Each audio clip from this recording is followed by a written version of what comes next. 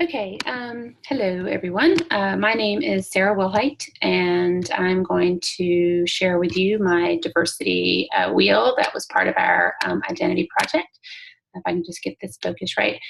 Don't have a whole lot of time, but definitely want to share some things about myself with you. And this was very eye-opening, this whole experience for me personally.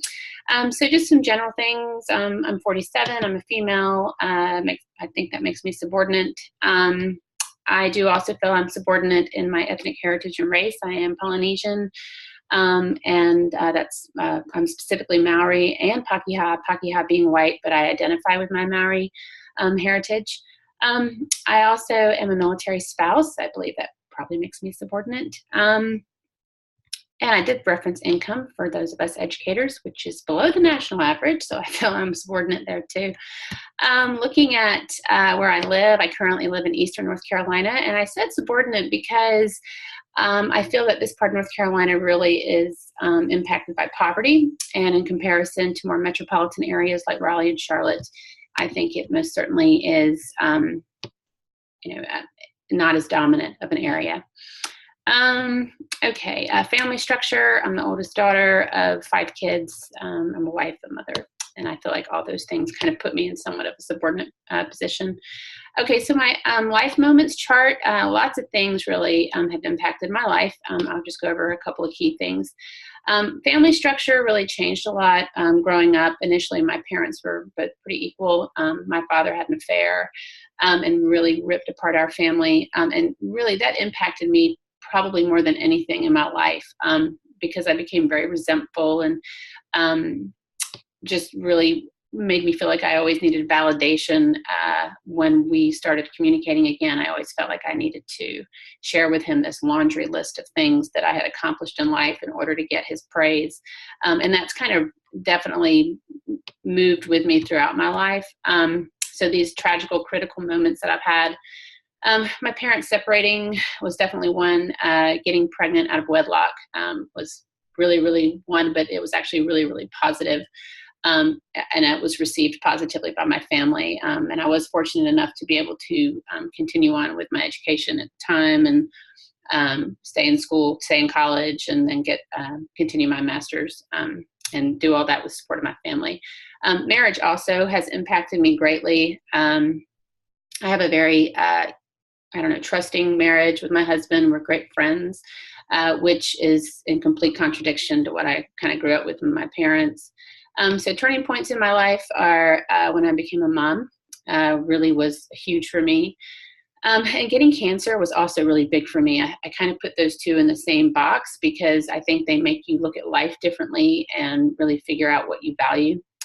And of course, identifying with my Maori heritage has been huge, and that's been a very recent occurrence, I'd say, over the past probably 10 years. My father does a lot of civil rights work in New Zealand with the Maori people in the Treaty of Waitangi, and it's just really made me develop a passion for social justice of minoritized cultures. So historical events that have greatly impacted my life, certainly 9/11 is one of those, and I think all of us that were, witnessed that happen, it just made us feel very vulnerable, but also taught us to really seek first to understand and then be understood in order for us to embrace and understand other cultures. The Black Lives Matter movement has really impacted me of late. My husband is the chief of police in our town, and our town is largely African American. And he believes in community-based policing, which I'm a huge advocate of as well. And during that process, we really got to visit some local, predominantly Black churches and talk with the congregation there and kind of learn about their struggles and different issues of oppression that they've dealt with historically here in southeastern North Carolina. Learning about civil rights work from my dad most certainly has definitely helped develop a sense of outrage towards how a majority people can manipulate a minority. So, and then just what I've learned in life, time goes by quick, so make your life worthwhile. It does. So I'm really not a huge artist, and I'm sure other students feel that way as well, but I did try to find a medium that kind of made things look on the surface that things look great and what a great looking family, but really underneath all these pictures is this whole myriad of really vibrant colors. And not all those colors are positive. So I think that's why I really chose red, because that's not always associated with something positive. And so just kind of explain this. So on pictures of my mother, I have respect and strength. I most certainly identify with her the greatest. My dad, I think he's very reflective. I have forgiven disappointment really here, because I think that really was life-changing when my parents split up.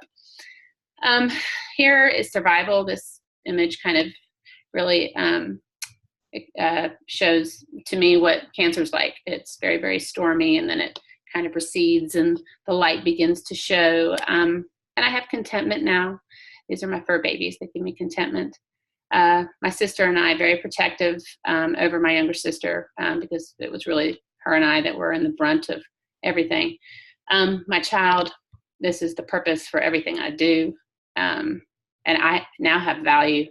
I think education has helped me give myself value. So I overcame, and she overcame, and now we have love. And from that, I say hello to you in Maori, kia ora. And so this is my tamoka, and this has helped me really identify with who I am and where my life is going to take me next. So I hope you have enjoyed this. I really enjoyed making it. Thanks so much.